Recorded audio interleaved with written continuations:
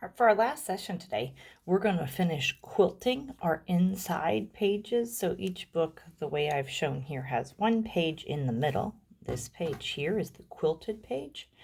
And that means that we have sewn stitches through all 3 layers of the page. Most of your books, the back cover and the front cover are 2 layers with no middle, but we talked about how in the center, sometimes depending on what fabrics you use, it might be a little bit thin if you don't put another fabric inside. And I've even quilted this back page here, which doesn't have a lining.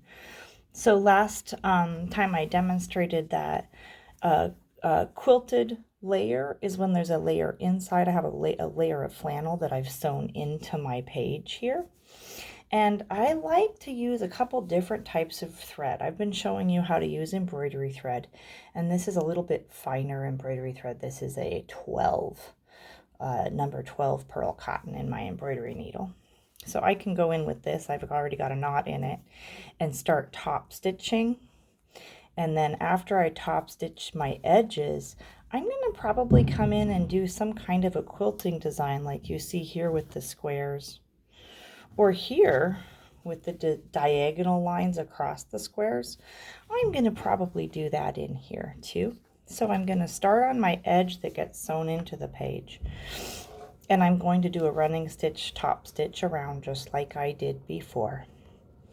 But when I get to the middle, I might stop top stitching and come in a little bit, start meandering and fill in some of these places, and maybe even go back to top stitching to quilt the middle layer of my page.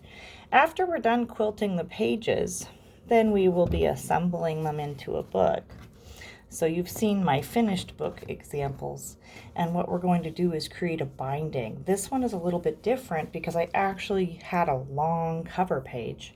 So I actually folded that edge over and then folded it under and under here and stitched all around them in this yellow.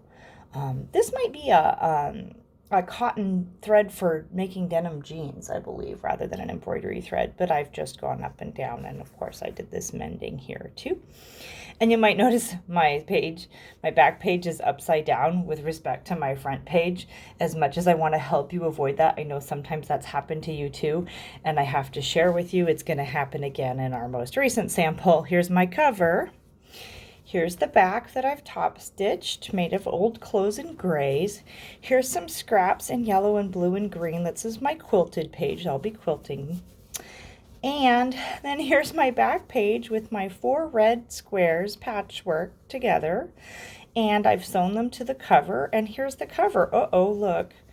I wrote the end on the back of my cover, and I sewed these 3 sides together instead of these 3 sides together. So I made the mistake, and I actually made that mistake on another page that I already ripped out, so I'm not going to rip out this one before class today. But you can either learn from my mistake or copy my mistake and wind up with the same thing, which is if I put this book together and put a binding on this open side, the cover is like this, the middle page looks like this, the back looks like this, and uh-oh, the end is upside down. All right, the last thing we're going to do today is actually include the pocket. So the best way to include the pocket, you see I have a little pocket on the inside here made of denim that's for putting my scissors or my seam ripper in. And I also have a pocket here in the larger one that I can put my seam ripper or needles or scissors in. And there's some decorative stitches here to kind of reinforce the denim. Both of these are denim. I'm going to recommend you consider something that isn't denim depending on how thick your page already is. If your page is denim though, you can probably go for it.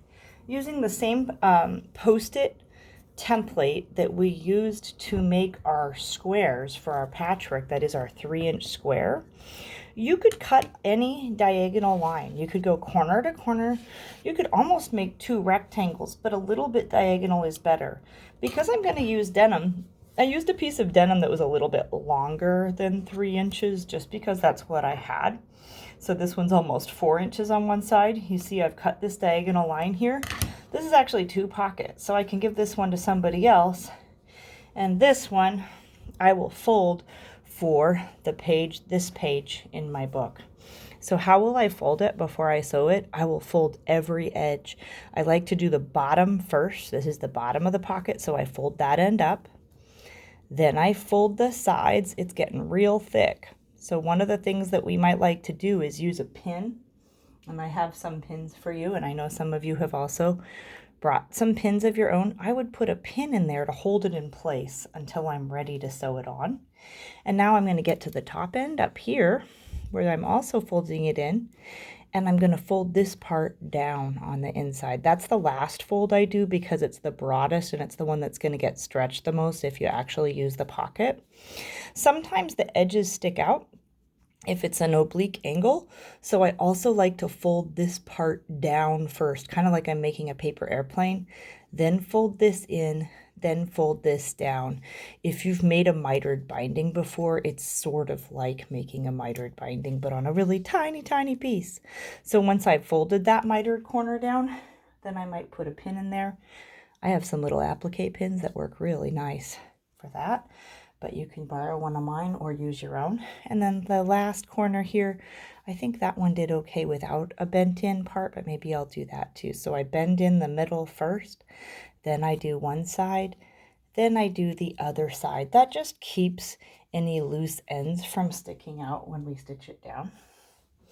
All right, so I've got 3 pins in 3 corners because I have a kind of a triangular shaped pocket. So now I'm going to decide where on my page it goes. Something important to keep in mind is that you don't want it too close to the edge where we're going to put the binding. So you want to kind of float it in the middle of the page, not too far to the bottom, not too close to this edge, not too close to the top. Also because that way you could actually slide your seam ripper into that pocket if that's what you're going to use it for.